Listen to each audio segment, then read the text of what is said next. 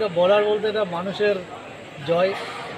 আমি প্রথমে ধন্যবাদ জানাবো আমার নেত্রী মমতা বন্দ্যোপাধ্যায়কে এবং আমার নেতা অভিষেক বন্দ্যোপাধ্যায়কে, সাথে সাথে আমার এই গোটা হাড়োয়া বিধানসভা ব্লক সভাপতি থেকে শুরু করে অঞ্চল সভাপতি, বুথ সভাপতি সকলকে, গোটা হাড়োয়াবাসীকে আমি ধন্যবাদ জানাবো।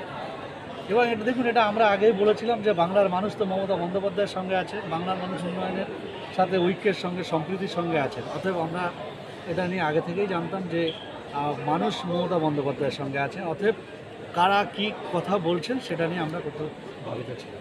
এখানেই তো বোঝা গেল যে তো আপনারা দেখতে পাচ্ছেন এবং রেজাল্টে তো তারপরে বুঝতে পারবেন। ঠিক আছে, আমরা অন্য কোনো দলের মতো আমরা মুখে বড় বড় কথা বলি না।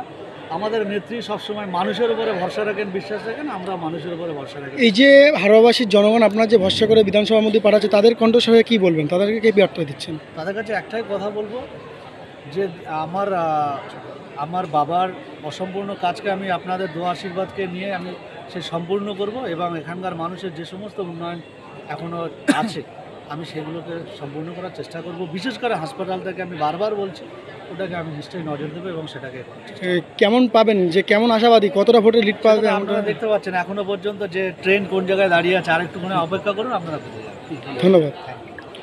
আপনারা শুনলেন যে তিনি প্রার্থী, তিনি কিন্তু সরাসরি বলে দিয়েছেন যে প্রচুর হারে ভোট পেতে চলেছে এবং তিনি দেখতেছেন, আমরা দেখেছি এবং আপনারা জানেন যে সাধারণ মানুষ প্রচুর হারে রায় দিয়েছেন।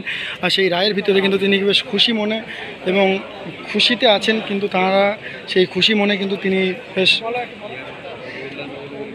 ভালোই, তিনি বেশ খুশি এবং সাধারণ মানুষের জন্য কিন্তু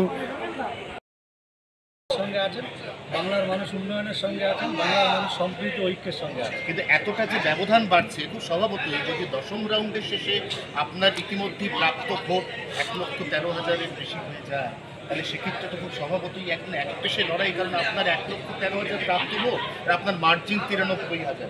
এটার কারণটা কি বলে আপনার মনে হচ্ছে? প্রতিপক্ষরা কি সেইভাবে ভোটারদের কাছে পৌঁছতে পারেননি? তাদের যে প্রচার আর আপনাদের যে প্রচার, এই প্রচারের মধ্যে কোথায় ফারাক ছিল বলে আপনি মনে করেন? না দেখুন, আমরা বলি একটা কথাই, আপনারা জানেন যে আজিকর কাণ্ড নিয়ে যেভাবে বাংলা আমাদের নেত্রী মমতা বন্দ্যোপাধ্যায়কে, আমাদের সরকারকে কালিমালিপ্ত করার চেষ্টা করা হয়েছে তাদের রাজনৈতিক স্বার্থে। কোনো রাজনৈতিক দল তাদের রাজনৈতিক স্বার্থকে চরিতার্থ করার জন্য তারা যে চেষ্টা করেছেন, বিভিন্ন চক্রান্ত করেছেন, তার বিরুদ্ধে আজকে বাংলার মানুষ এটা রায় দিয়েছে। একেবারে বাকি রাউন্ডের গণনা, আরও 3 রাউন্ড থেকে 4 রাউন্ডের গণনা আছে। আমাদের প্রার্থীকে ছেড়ে দিতে হবে, তিনি ভেতরে যাচ্ছেন একদম সরাসরি। আমরা সেই ছবিও দেখাচ্ছি যে তিনি কাউন্টিং স্টেশনের ভেতরে যাচ্ছেন পুরো এরিয়াতে। এবং তার আগে তিনি যেটা জানিয়ে গেলেন সেটা হচ্ছে যে রাজ্যে একাধিক ইস্যু, তার মধ্যে সবথেকে তাৎপর্যপূর্ণ ইস্যু যেটা এবারের ভোটের অন্যতম ফ্যাক্টর বলে রাজনৈতিক বিশ্লেষকদের কোনো মহল থেকে দাবি করা হয়েছিল, অবশ্যই আরজি কর। সেই আরজি করের কোনো প্রভাব অন্তত এই হাড়োয়া বিধানসভা কেন্দ্রের উপনির্বাচনে পড়েনি, কারণ 2021 সালে প্রয়াত এই বসিরহাট